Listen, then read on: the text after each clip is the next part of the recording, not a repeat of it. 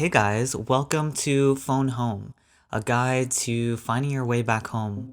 This episode, we're talking about angels, the historic side of angels, the more spiritual side of angels.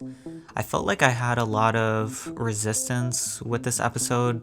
For 2 weeks, I was researching different theories on angels, hearing about other people's experiences. I even recorded this whole episode and I scrapped the whole thing because I forgot that the awesome thing that made my first episode so interesting is that it was a reflection of me. So, I haven't learned about the Bible since I was in high school, so going back to that place was definitely a little bit triggering. I grew up going to church every Sunday and going to youth groups. It actually was a lot of fun getting to know kids who were also forced to learn about the stories in this book. God and his teachings were definitely ingrained in the minds of everyone around me during this time, especially my family. Not until I came out later did I start to really break free from those programs and what society always told me about myself. I remember when I came out to my mom, or actually when she found out, because I was texting my friend about boys and how cute they were through my mom's phone. I really thought that my mom did not know how to use her phone back in 2013 when she had Metro PCS, but clearly she definitely knew how to use her phone. It was so funny because the texts on my mom's phone were my friend asking me what kind of guys I liked. I was like, yeah, I don't know, I think I like Italian guys. I don't really know what kind of guys I like. I literally just started liking guys yesterday. But yeah, so very juicy details. And the gossip was popping back then. The chisme was there. And my mom was here for it, but she actually really was not here for it because her response was no, you're going to church twice a week now. I went to a grade school and high school who taught Catholic teachings, so when I tell you I was over it, girl, I was over it. I remember going to church and wanting to sing like one of the choir leaders there. Every Sunday, I loved going to church so that I could try to imitate the way that she was singing, her undulations. Eventually, I actually learned how to sing through YouTube and imitating her. So I swiped my gay card, I took my rainbow flag, and I got the hell out of there, honestly. I definitely believe in God and source, but I just feel like the Bible has so many similarities to ancient texts and pagan religions that I don't know if it's worth shaming someone for being different or thinking differently than you. Just believe what you believe in, you're here to guide only you. So, I chose angels for this episode because I remember growing up, my mom filled our entire house with angel figurines and painting of little cherubs, like those angels that have wings and they're flying around and their asses out. It honestly, it's funny to think that all of these flying angel babies are in the homes of the entire world. And in reality, angels actually do not look like that. So, someone in my family claims to have seen angels many times in their life. In order to kind of understand their experience, and because I'm really curious, I decided to create this episode for them. So, for this week's episode, I want to start with a message I received for the collective. I received these messages through my days while I'm washing the dishes, meditating, listening to a podcast. A medium once told me that I have this great ability of being able to see how a bunch of threads connect. That's kind of what it's like when I get messages. It's like I'm pulling or receiving certain phrases and fitting them all together. It's like when you're about to fall asleep and you start getting a bunch of ideas, you start coming up with all these inventions. You're like, oh damn, I should have did this. And all these ideas are getting downloaded to you pretty much. And the more you get up out of your bed, even though it's really hard, this happens to me almost every night, and the more that you get up and write down those ideas or write down those messages, the more that they'll come to you. It's like training a muscle. All right, so let's get started with the episode. Are people who are in my life supposed to be there? So many times we try to fit old relationships back into our circles, not realizing that you both are now operating from totally different vibrations. Who will I be if we aren't together? Am I prolonging my suffering simply because I'm scared of not feeling safe? You're potentially doing a disservice to yourself by going back to old habits. In result, you're actually inviting that vibration into your life, so the more you allow it, the more your vibration may match up to theirs, or they'll match up to yours. We're all curious about that certain someone, how they're doing, and if they're mature enough to jump back into things, but usually it takes people some time to become self-aware of who they were in the past. As the veil starts coming off, you'll start to see who really loves you unconditionally and who is there because they want to get their needs met. It's okay to distance yourself and create healthy boundaries. I've done this many times, but when you're operating at a high vibration, it's not just for you, it's for the whole planet. Maybe you don't feel connected to this place, maybe because you've been hurt most of your life, you want to take a break from it all and recharge in like your sanctuary, your space. Maybe you're afraid of trying new things. Question all of your thought patterns. Am I depriving myself from greatness? We are all being called to step our game up, to realize where we came from and the long journey it took to get here.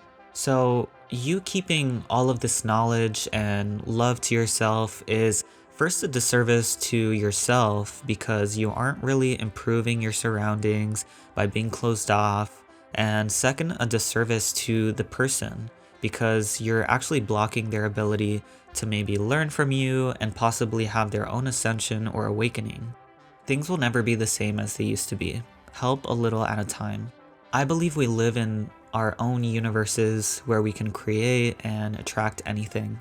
When doing energy work, I've been told that, when a blockage or a stagnation of energy is about to be released, we can start to, clench certain parts of our body or have a negative thought come up.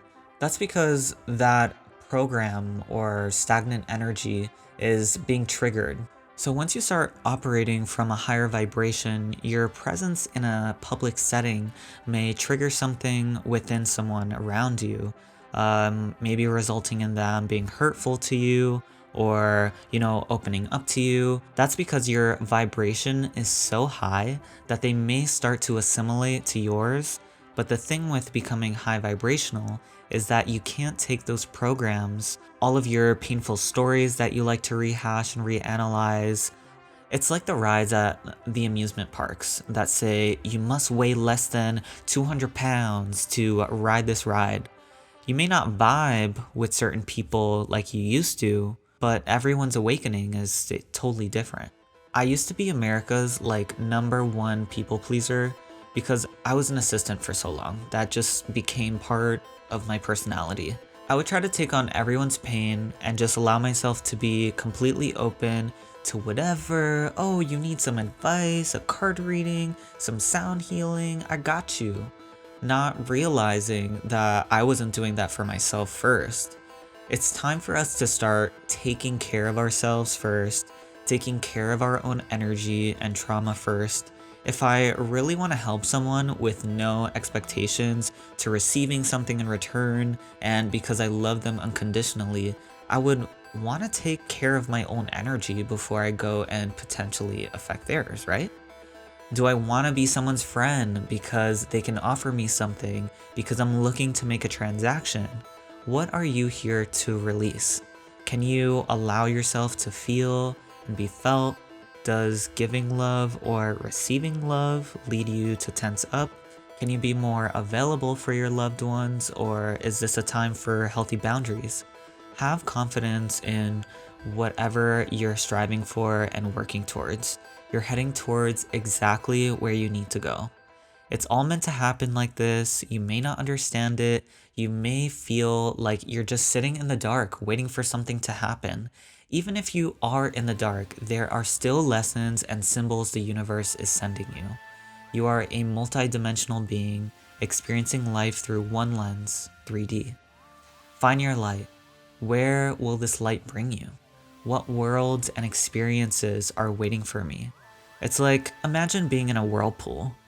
The more resistance you have to controlling where you're going, the harder it's gonna be to make a full revolution around the pool. Let go of everything that doesn't serve you, and just let life take you on the journey that's meant for you. Why do I want to help others remember who they are and where they came from? Why is that such a big thing on my podcast? It's because it's through this remembering of others that I'm able to reintegrate my own remembering. Remember, your voice is your vibration. What you speak into the world, into other people, is actually a reflection of yourself. Choose your words wisely, and please share your voice. We all want to hear it. For this week's episode, I was called to pull the card Mintakan. Mintakans are a soul group who originated on a planet in the constellation Orion. They were the first star beings to travel to Earth and believed to be the original lightworkers. Their home planet is made of mostly water, but no longer exists. They are here to teach us to see the potential in everything and the light in all beings. Many past life Mintakans have an odd longing for home without knowing where that is and struggle with feeling like they don't belong. You may be being called to work on feeling secure and safe where you are now. Connect with the earth and choose where you feel most at home and create it rather than waiting for the feeling of belonging to come. Take this time to filter or program your water. Take a bath with some water-approved crystals. Water can be healing in so many ways. Thank it for being 60% of your body. This week's main topic is the angels. I chose to focus on guardian angels, earth angels, and cherubs, the flying babies. Who they are, what do they look like, how do I connect with them, all that jazz. So let's first start with the most common, guardian angels. Before you come to Earth, you and your guardian angel already have a bond. I like to imagine what my conversation with my guardian angel was before I came to Earth. I feel like mine was like, girl, I'm gonna have your back, but good luck. You about to become a baby. You have no idea what's going on, and you're not gonna know I'm here until you're like 26. So throughout your life, they may communicate with you in a dream, inspire you, or protect you. You may be able to see them or hear them. You can imagine God as the sun and angels as stained glass. What passes through are the messages we receive every day. When it's your time to cross over, they take hold of your soul and help you transition. Other angels may come in and out of your life, but your guardian angel always stays with you.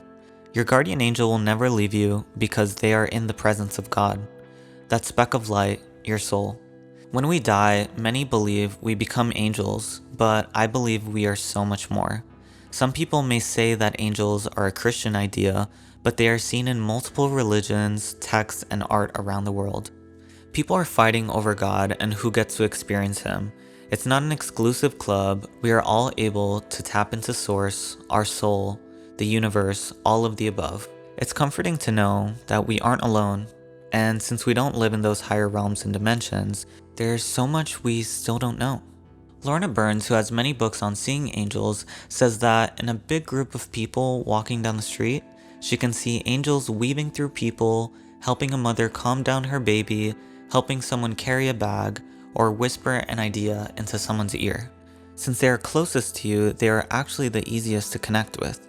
Once you learn how to connect with them, you may be able to later connect with more beings in the angelic realm. They live in a dimension slightly above our logical mind, and through raising our frequency and consciousness, we may be able to tune in and connect. If you would like to try to connect, you can set an intention and say, I call upon my guardian angel.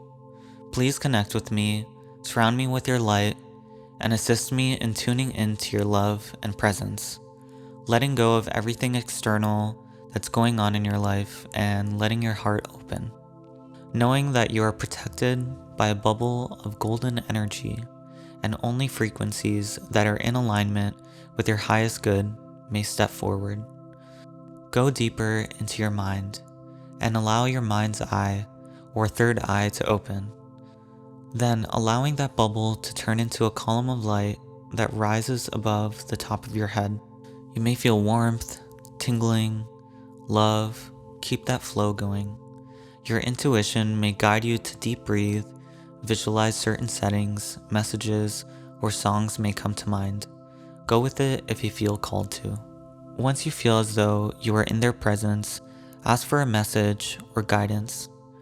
Your first time, it may be something subtle like a sense of love, feeling as if their wings are hugging you. Don't get caught up in the outcome. Or, I can't wait to tell my friends about this. Just allow it all to flow. I recommend doing this in the morning because what we don't realize is that sometimes in our dreams we are being healed by our spiritual team, or even traveling to different dimensional structures. I like to imagine my dreams as video games that my guides have designed in order for me to learn a specific lesson or pick up a trait that I may need to use in the immediate future. Some people have even experienced dreams that teach them how to dance certain styles. Since we are already getting guidance in our dreams, when we wake up, we are reintegrating ourselves with our bodies again. Since you are operating at a high vibration when you wake up, jumping back into the higher realms may be a little easier in the morning. Next we have Earth Angels. What many of you listening to this podcast may be. Earth Angels are spiritual beings that have chosen to drop down from higher dimensions and incarnate into a physical form in order to help the world heal and awaken. The interesting thing about Earth Angels is that even in their human form, they still hold that connection to the higher 7th and 9th dimensions they come from. Finally, we have cherubs. Cherubs, which are seen as angel babies, come from Italian art and Greek and Roman myths, borrowing from the shapes of Cupid. What we refer to as cherubs are actually cherubim, which are found in many ancient texts. Cherubim are animal, human, and angelic hybrids who have 2 wings that cover the front of their body and 2 wings in the back, which are used to fly.